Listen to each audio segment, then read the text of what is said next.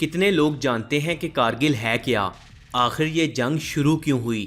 کارگل دراصل ایک پہاڑی علاقہ ہے جو انڈیا اور پاکستان کے درمیان متنازع خطے کشمیر کے علاقے لداخ میں واقع ہے، لیکن انڈیا نے 2019 میں لداخ کو ایک سیپریٹ ایڈمنسٹریٹو یونٹ بنا دیا۔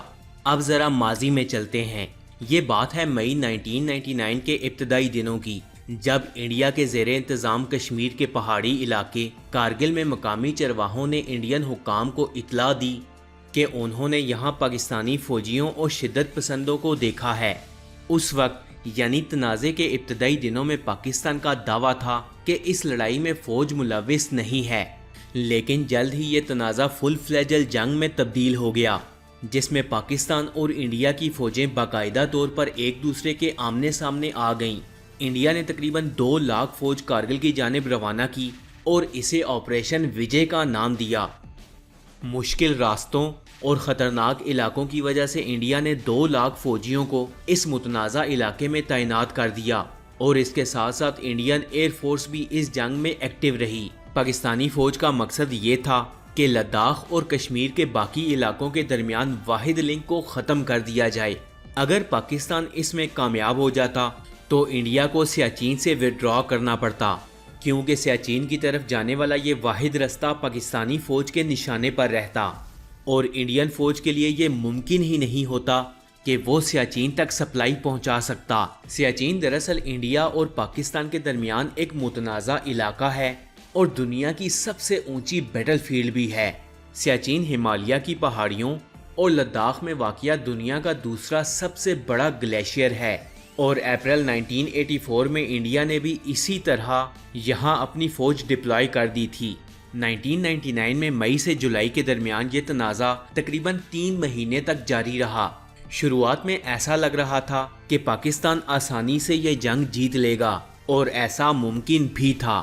ابتدائی دنوں میں پہاڑیوں پر اونچی جگہ پر ہونے کی وجہ سے پاکستانی فوج کو ایڈوانٹیج حاصل تھا، اور پاکستانی فوج کی شیلنگ کی زد میں آ کر کئی انڈین فوجی ہلاک بھی ہوئے۔ پاک فوج نے انڈیا کے 2 لڑاکا طیاروں کو بھی مار گرایا، جن کے پائلٹس پاکستان کے قیدی بن گئے تھے، جبکہ ایک اور انڈین طیارہ بھی نشانہ بنا، جس میں موجود 4 انڈین فوجی وہیں ہلاک ہو گئے۔ پاکستان آرمی نے کشمیر سے لداخ جانے والے نیشنل ہائی وے NH1 پر شدید قسم کی بمباری کی، جس کے بعد انڈین فوجیوں کا اس سڑک کو استعمال کرنا ناممکن ہو گیا۔ بعد میں انڈیا نے پاکستانی فوجیوں سے حاصل کیے جانے والے ڈاکومنٹس کو جاری کر کے اس بات کو ثابت کرنے کی پوری کوشش کی کہ اس جنگ میں جہادی تنظیمیں نہیں بلکہ پاکستانی فوج لڑ رہی تھی۔ جنگ کا پاسا اچانک پلٹنے لگ گیا، اور اس جنگ کے شروع ہونے کے کچھ ہی دن بعد انڈیا نے Pakistani army chief general Pervez Musharraf اور chief of staff general Aziz کے درمیان ہونے والی اس گفتگو کو ریلیز کر دیا جسے انڈین انٹیلیجنس نے انٹرسیپٹ کیا تھا۔ انڈیا نے اس گفتگو کو بھی ثبوت کے طور پر پیش کیا کہ پاکستانی فوج باقاعدہ طور پر اس جنگ میں شامل ہے، اور اس تمام واقعے کی میں ایک تفصیلی ویڈیو بنا چکا ہوں، جو آپ ویڈیو کے ٹاپ رائٹ کارنر پر آئی بٹن پر کلک کر کے دیکھ سکتے ہیں۔ اصل میں جنگ کا پاسا تب پلٹنا شروع ہوا جب اس وقت کے پاکستانی پرائم منسٹر نواز شریف نے Indian prime minister Atal Bihari Vajpayee سے فون پر باتیں کرنا شروع کر دیں۔